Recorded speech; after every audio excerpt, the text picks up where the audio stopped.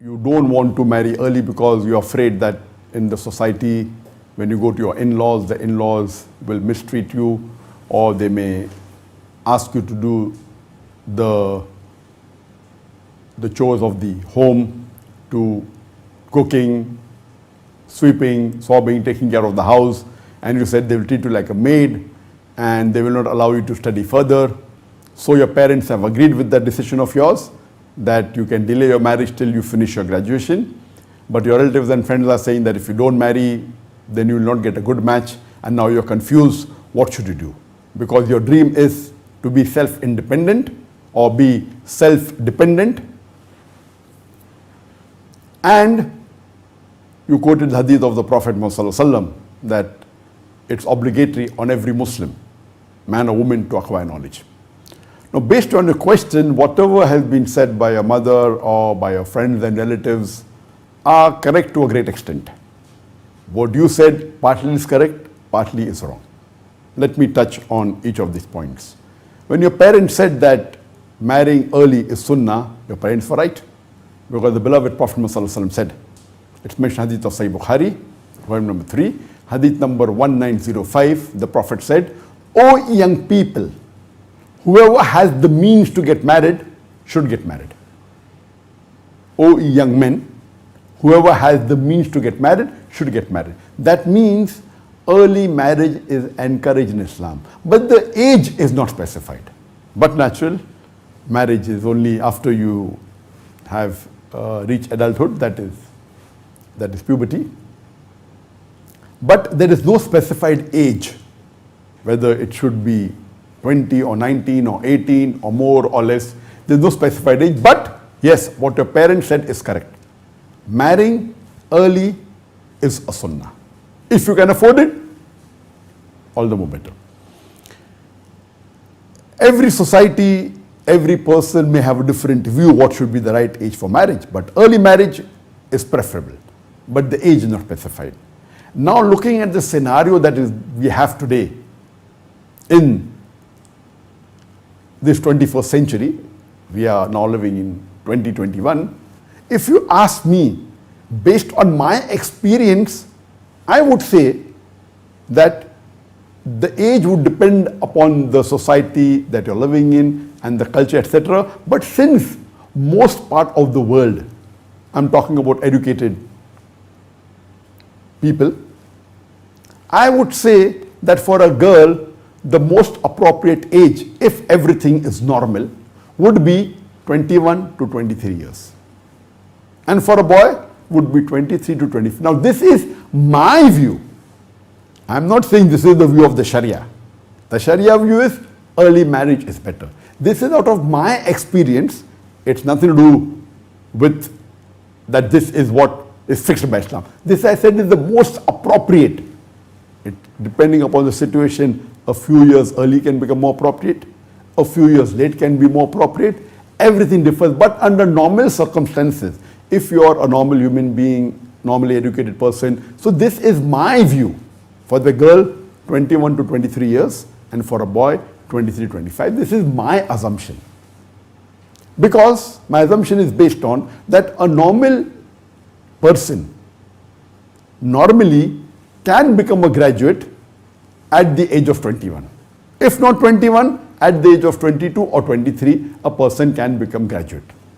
If he fails or there are some problems, then may take 24 or 25. So I feel that living in this modern age, it is not a must that you should be a graduate, and I'll come to it later on.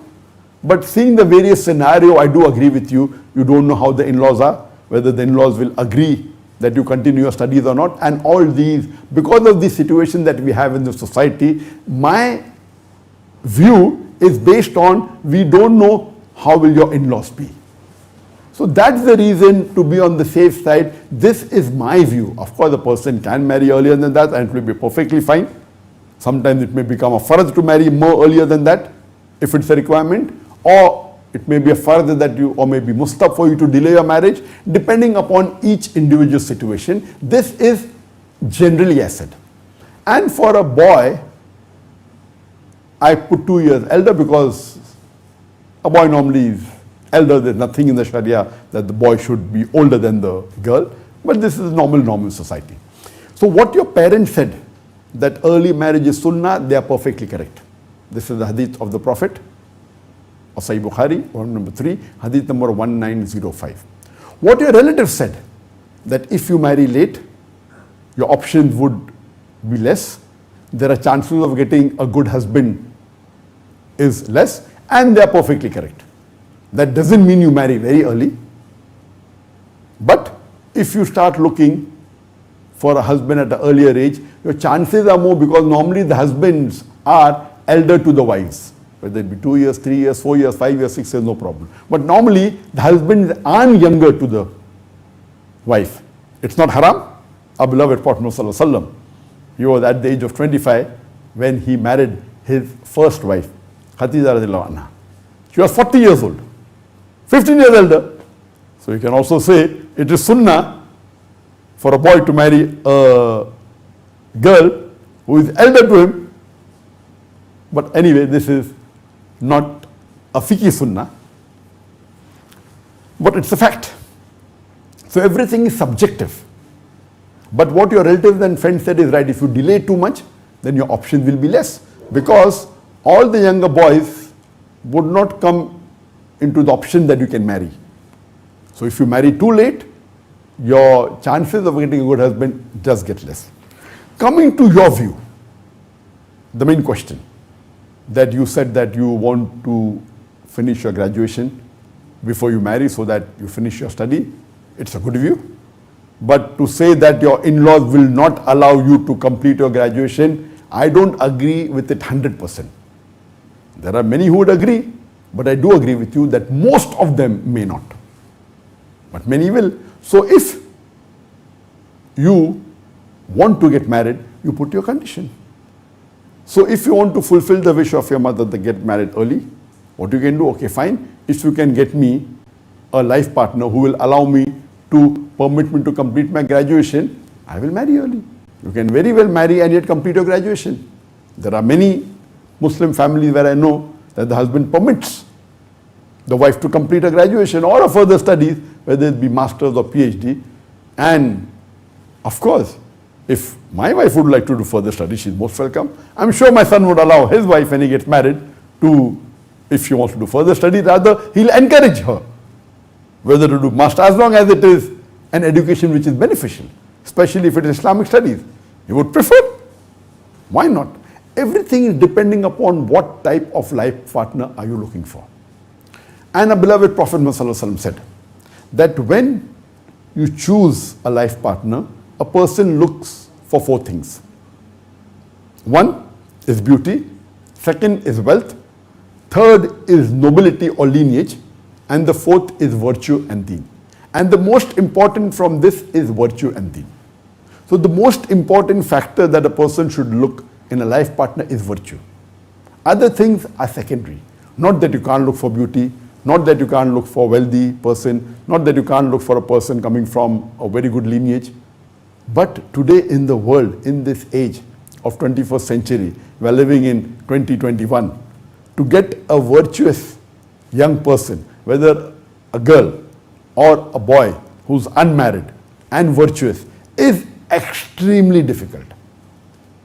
Because virtue is a quality which cannot be known by interviewing a person. There's something like a negative testing and a confirmatory test. Negative testing means if I see a girl who's wearing a skirt, I can say she's immodest. But if I come across a lady who's doing hijab, I cannot be for sure that she is modest. Can be. She has fulfilled only one criteria of modesty, that is clothes. But modesty includes the way a person talks, the way a person behaves, the way a person thinks. It is very broad. So in virtue, negative testing is easy. If she is wearing obscene clothes, she is immodest. But if she is doing hijab, she can be modest. The chances, whether 50%, 70%, 80%, 90%, more inquiry has to be done. 100% modest, you only come to know later on if you live with the person for many years. For example, a person is virtuous. Difficult. Certain things you can come to know. Is he praying 5 times a day or not? Okay, it's easy. Okay, he's sporting a beard, easy to know. But certain things about akhlaq is very difficult. The other 3 criteria are very easy. Beauty, you can look at a person and decide within few seconds whether the boy is handsome or whether the girl is beautiful. It's subjective. Whether wealthy, it's easy to identify by knowing the blank balance. He can cheat you, but the chances are very less if you could do a proper survey, if you do a proper investigation. To know whether the person is wealthy or not is easy to know. It's not difficult. To know the nobility, the lineage, who are the fathers, grandfathers, great-grandfather, it's possible. It may take some time, but you can be sure of it. But virtue is something which is very difficult. Negative testing is very easy. If they are found that they are doing something wrong, we can say that they are immodest, they are not. If we have found them doing some cheating, they are dishonest. If they have found them telling lies, you can say they are not truthful. But to say that they are truthful, to say that they are modest, to say that they are honest, it is difficult. That's the reason this criteria of virtue is very difficult. So the best criteria you should look is in a life partner, whether a boy looking for a girl to marry or a girl looking for a boy to marry, it is virtue. Now coming to your statements that you made, that you want to do graduation, very good, alhamdulillah, and you said, and you quoted a hadith of the beloved Prophet, that it is obligatory on every Muslim, man or woman, to acquire knowledge. And the hadith is sahih. But many people quote hadith. That may not be the only hadith. There are other hadiths also. And do you know the context of this hadith? This hadith in which the Prophet said it is obligatory for every Muslim, man or woman, to acquire knowledge. This obligatory knowledge, which is fard, knowledge is divided into 2 categories. One is knowledge of deen and one is worldly knowledge. So this knowledge, what the Prophet is talking about, is the knowledge of the deen. In the knowledge of the deen, also it is further divided into 2 types. The basic knowledge of deen, which talks about how you should offer salah, which speaks about tawheed, which says that you should fast during the month of Ramadan, you should give zakat. Basic knowledge, talking about the basic pillars of Islam. Then there is an intermediate level of knowledge of Islam, where you may get, if you go to an Islamic school or may go to Islamic high school. Then there is a higher level of Islamic knowledge which you can get if you go to an Islamic university, whether you're a graduate or a postgraduate or a PhD. So there are 3 levels of Islamic knowledge. One is the basic, one is the intermediary, one is the high level, which is for doing research or bachelor's or master's or PhD or a scholar. What here the Prophet is referring to, it is obligatory on every Muslim to acquire knowledge, is talking about the basic knowledge of the deen, the basic faraiz. What are the major sins? What are the harams? What are the faraiz? The basic knowledge.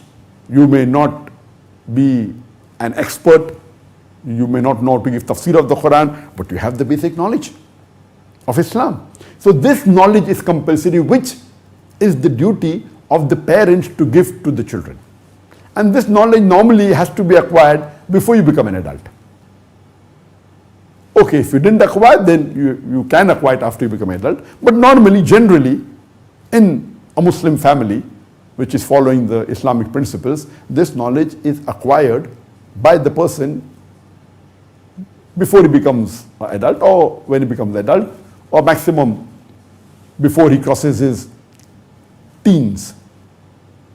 But if he did not acquire, it becomes his duty to acquire it after, whether he's in the 20s or 30s or 40s, there is no limit. But this part, what the Prophet is referring to, is referring to the knowledge of deen, which is compulsory basics. Now getting knowledge of deen to an intermediate level or to a higher level, it is mustahab.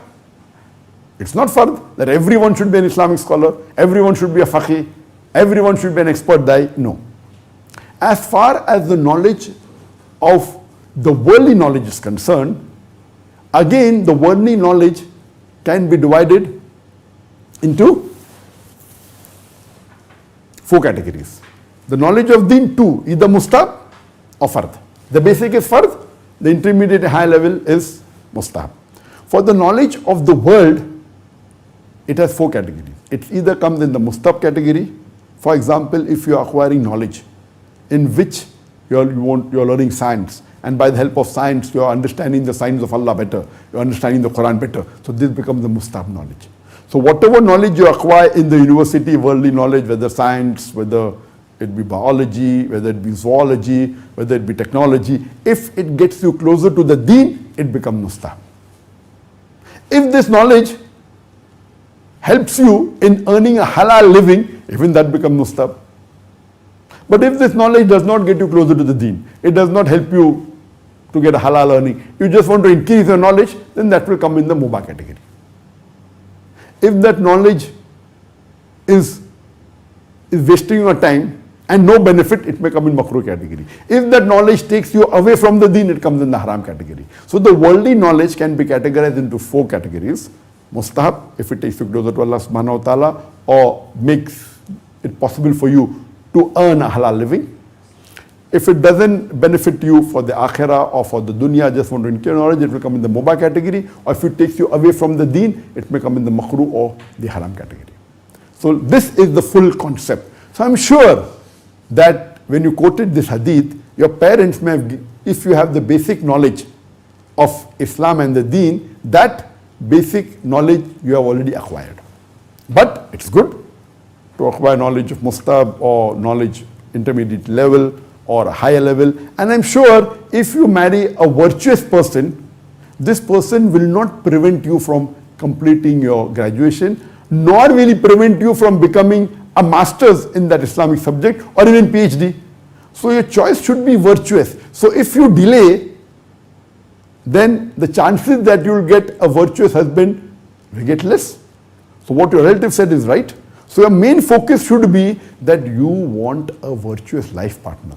Your main focus should not be that I want to complete your graduation. Even if it is, no problem. But your last statement, that it is your dream that I want to become self-dependent, that's the reason I don't want to marry early. Now this is a very dangerous statement. Let me clarify to you that becoming self-dependent for a lady is not haram at all. But there are various aspects that come with it. Normally, on an average, if a lady is self-dependent and after marriage she earns money, then what will happen? Then she may not be, she may start thinking, okay, fine, now I am earning. Maybe I'm earning same as my husband, or I'm earning more than my husband. And then there may be the shaitan who will whisper in her and tell her that, see, now you're earning more than your husband, so why should you obey your husband? Fine. Quran clearly states in Surah Nisa, chapter number 4, verse number 34, Ar-rijalu qawwamuna 'ala nisa, that the man is the protector of the woman, is the qawwam. He is the protector and supporter. Many people misunderstand this and they think that man is superior to the woman. That is the misunderstanding. The Arabic word qawwam comes from the root word aqama, which means to stand up for. So, and the verse continues, the man is the supporter of the woman because Allah has given him more strength and he provides him from his means. That means man has got more strength, and that's correct. Generally, there can be some women who are more stronger than the men, but generally man is more stronger. And it says he provides him from his means. That means he is the caretaker of the family. In Islam, it is the man which is the bread earner in the family. And a woman is financially secured. In Islam, a woman, before she is married, it is the duty of the father and the brother to take care of her financial aspects. And after she is married, it is the duty of the husband and the son to look after her lodging, boarding, clothing, and all financial aspects. In Islam, a woman is financially secured. She need not work for a living. No one can force her to work, not even a husband. Can't force her to work. Because it's the duty of the husband to provide all financial obligations. Food, clothing, lodging, house, everything, to his capacity. Now, it is not haram for a woman to be self-dependent. She can very well do a job as long as the job she is doing is within the purview of the Sharia. But normally what happens today in the age that we are living in, the shaitan is there. If a woman starts earning and she thinks, okay, she requires X amount of money per month and she's earning 2x. So she thinks, khalas, I'm looking after myself. Whether my husband earns less or more, if he earns less, so she tries to get. Now, that lady is not a virtuous lady then. So it is not haram to be independent, but a beloved Prophet, Muhammad Sallallahu Alaihi Wasallam, he clearly mentioned. It's mentioned in Sunan Ahmad, Musnad Ahmad, volume number 3, hadith number, volume number 2, hadith number 1661, that the Prophet said that a lady who prays 5 times a day and she fasts during the complete month of Ramadan and guards the chastity and obeys the husband can enter paradise from any of the gates. The Prophet also said, it's mentioned in Musnad Ahmad, hadith number 19003, that the Prophet said that for a lady, the husband is the paradise or hell. That means how she treats the husband, whether she obeys or not, is very important. And the Prophet also said in hadith, which is mentioned in Ibn Majah, volume number 3, hadith number 1853, that the Prophet said that if I had to command anyone to bow down to anyone after Allah subhanahu wa ta'ala, it would have been for the wives to bow down to the husbands. Because a woman cannot fulfill the duties to Allah subhanahu wa ta'ala until she fulfills her duty towards the husband. Now we have to take all the hadith together. So here we realize that it's very important that a married woman, for her to obey the husband is very important. And see to it that she keeps the husband happy. Now when you say that I want to be self-dependent, it is no problem at all. But for you to be self-dependent and at the same time be obedient to your husband and follow your duties and your rights to Allah subhanahu wa ta'ala is very difficult. I'll give you a very good example of a lady who was self-dependent, and the best Muslimah that I can think of, that was the wife of the Prophet, Khatija radiallahu anha. Khatija radiallahu anha, the first wife of the Prophet, was a businesswoman. And she was self-dependent.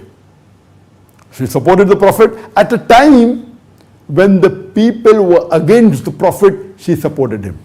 Not only with the wealth, with emotion, with her love, with the care. And she was always by the side of the Prophet. When the Prophet was rejected, she used to say, how can Allah subhanahu wa ta'ala ever do any wrong to a person who always thought good of others, who helped the orphans, who helped the poor? And she was always there to pacify. She was rich, very rich. She was self-dependent. She not only supported the Prophet spiritually and others, even financially. But do you have the virtue of Khatija radiallahu anha? So being self-dependent is not wrong at all. But in today's world, if you are self-dependent, the chances that you will go against your husband becomes high. I have my sisters who are self-dependent. They earn a lot, but they're obedient to the husband. Maybe the virtuous treatment that they got, they're virtuous. So I'm not saying being self-dependent is wrong. But your statement, my dream is to become self-dependent, is a very dangerous statement. For a Muslim, his basic number one dream should be, I want to enter Jannah.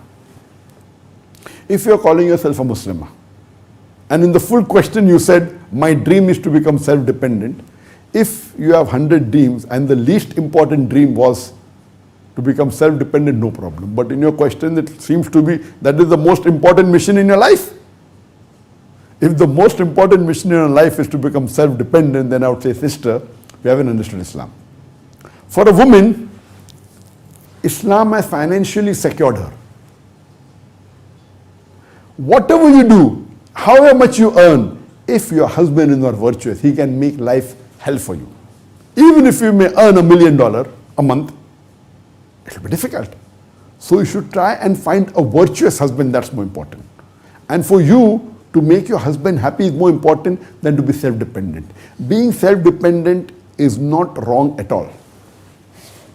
For a woman, if she is married, the most important duty is that she takes care of the husband and obeys. Then, if she is the mother, to take care of the children. The status that Allah has given to a woman because she is a mother. Allah says that our beloved Prophet Muhammad said, as mentioned in Sahih Bukhari, volume number 8, hadith number 5971, a person approaches the Prophet and asks him that who deserves the maximum companionship of mine in this world? The Prophet said, your mother. The man asked after that who? The Prophet said, your mother. The man asked for the third time, after that who? The Prophet repeated for the third time, your mother. The man asked after that who? Then the Prophet said, your father. That means 75% of the companionship and love goes to your mother. 25% goes to your father.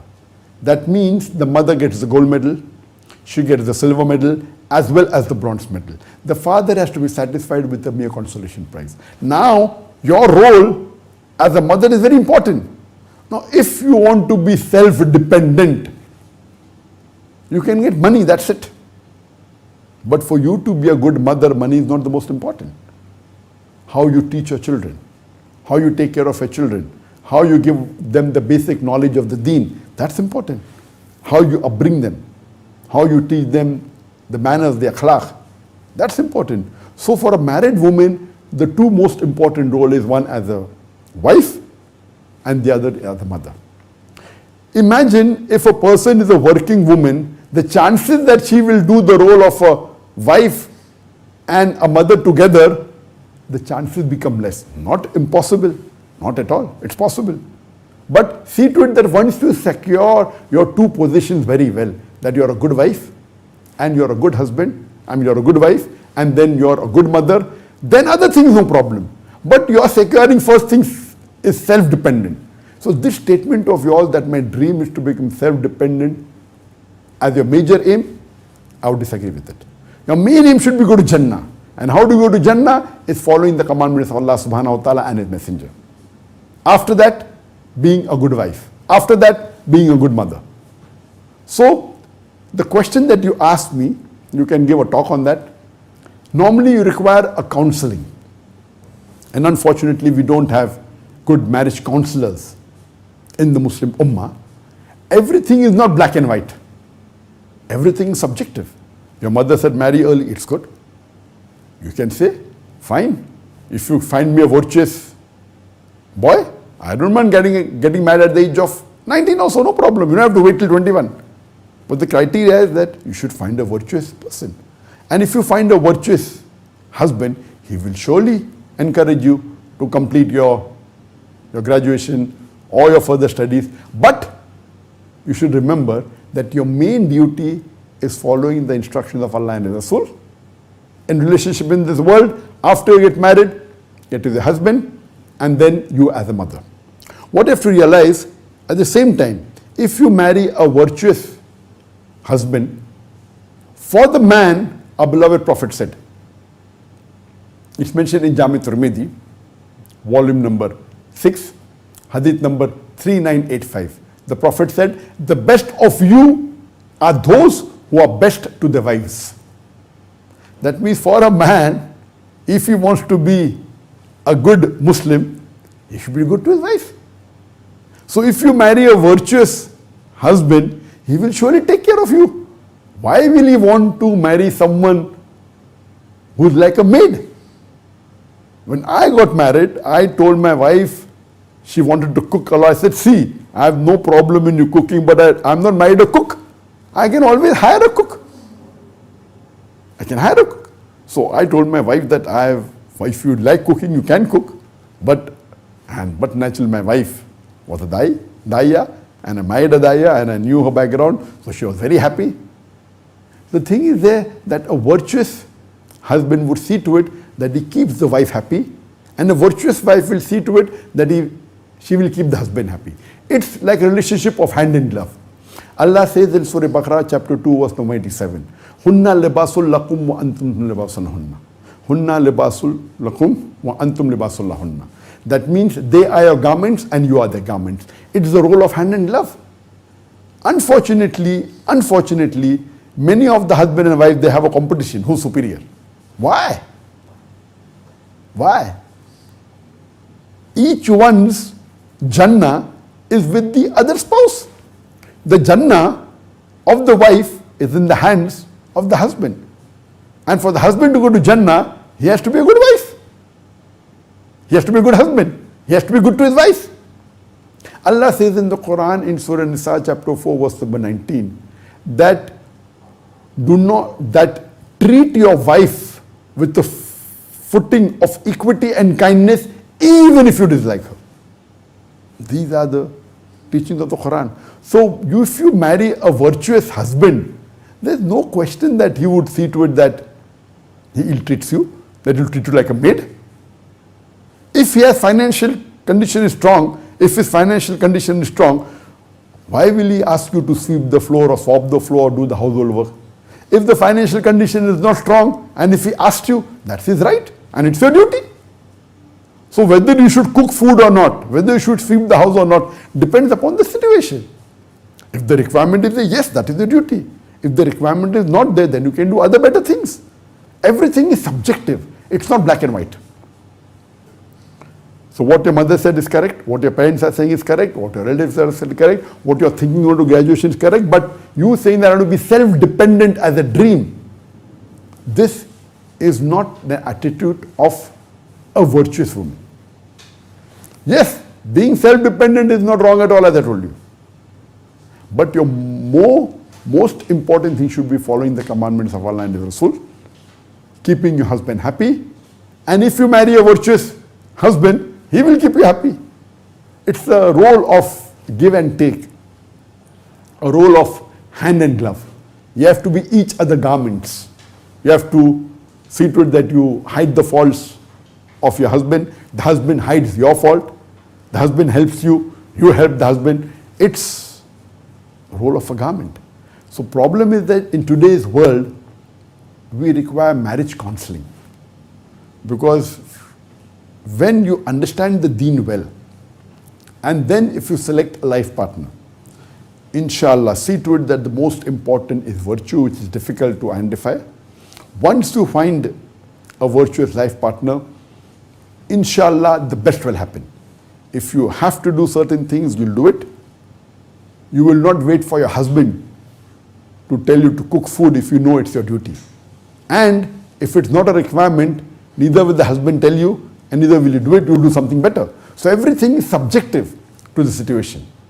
So my sister, I would like to tell you that, as I told you, there's no fixed age to get married, but you should start looking or tell your parents to look for a virtuous life partner.